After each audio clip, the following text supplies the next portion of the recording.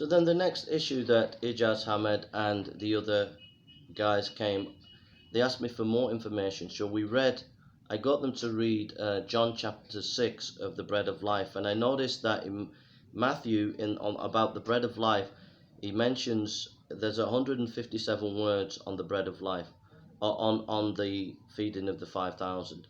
Mark, there's 194 words. Luke, there's 153. John, there's 199. In Matthew with Mark, there's 59%. In Matthew with Luke, there's 44% of this story of the feeding of the 5,000. And in Luke with Mark, there's 40%. With John and Matthew, there's 8.5%. With John with Mark, there's 8.5%. And John with Luke, there is 6.5%. And so I just read that the following conclusion seems inevitable. John represents a clearly independent telling of the story. That's what the information tells us. And I got this from Gordon Fee and Douglas Stewart. Then Ijaz laughs and mocks and says, oh, do you realize that they don't believe, that Gordon Fee doesn't believe in the last ending of Mark? Of course I do. I know he doesn't believe in the last ending of Mark. But when you're doing scholarship, you don't agree with everything. And he was not willing to go into depth on methodology. And if he'd gone into depth in methodology, I would explain to him why I value this information, but by Gordon Fee. And the reason is it's a fair statistical analysis of the text, and it helps us to give some very helpful information, showing you that John is an independent historical source. And much of the show was saying that they were all similar, and I was saying no, they're not all similar. They have independent historical material. And then I quoted a Sunday school material which said the moment the reader picks up John's Gospel, he is aware that it differs from other three Gospels.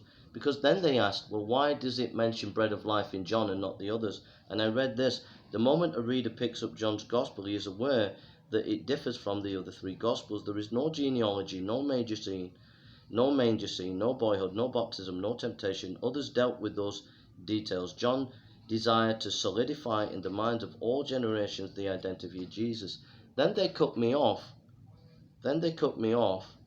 when I was about to read, after declaring the true identity of Jesus Christ, God incarnate, John proceeds to prove his declaration, rooted in personal experience and memory, clothed in inerrancy by the Holy Spirit. John offered proof after proof after proof that Jesus is the Son of God.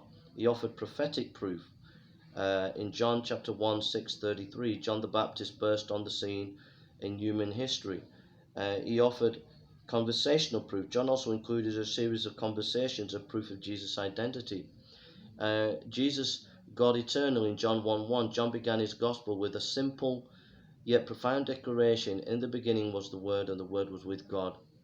John 1:1. Immediately John challenged the readers with the truth that Jesus was the eternal, immortal, invisible, only wise God. And I was cut off and not allowed to read that. And that answers the question why the bread of life was put in, because John was wanting to emphasize a certain part of the identity of Christ, i.e. he wanted to major on the deity of Christ.